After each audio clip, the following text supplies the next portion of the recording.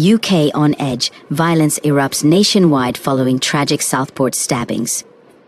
The UK is grappling with a severe wave of far-right violence and unrest, as described by the government, ignited by a tragic stabbing incident in Southport that claimed the lives of 3 children.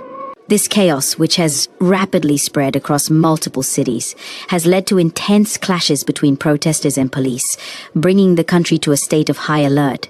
The violence began following the stabbing at a Taylor Swift-themed yoga class in Southport.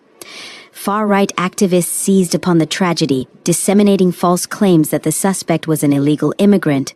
In reality, 17-year-old Axel Muganwa Rudakubana, who has been charged with 3 counts of murder and 10 counts of attempted murder, was born in Cardiff, Wales. The police took the unusual step of naming him despite his age to counter misinformation. Over the weekend, protests turned violent in cities including Liverpool, Manchester, and Belfast. In Liverpool, far-right protesters gathered along the riverside, chanting anti-immigrant slogans like "Stop the Boats."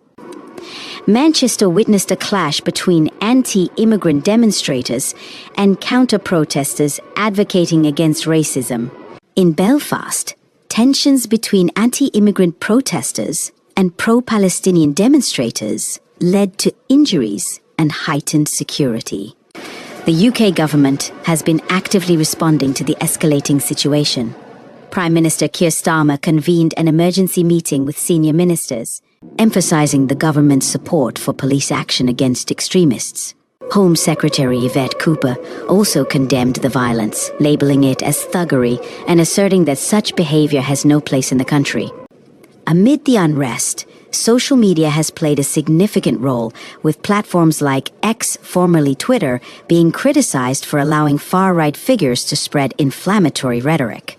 The spread of disinformation has fueled the unrest, exacerbating the already tense situation.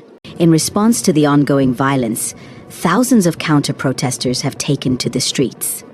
On Wednesday, a large number of demonstrators gathered at immigration centers and other vulnerable locations to protect them from planned far-right attacks. The counter-protests, bolstered by a strong police presence, seem to have averted further violence for now.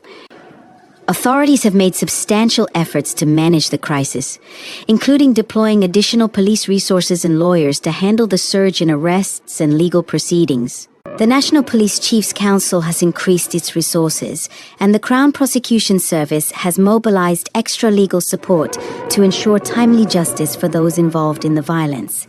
The recent violence and unrest mark a significant challenge for the new Labour government under Prime Minister Starmer, who has seen his first month in office overshadowed by this crisis.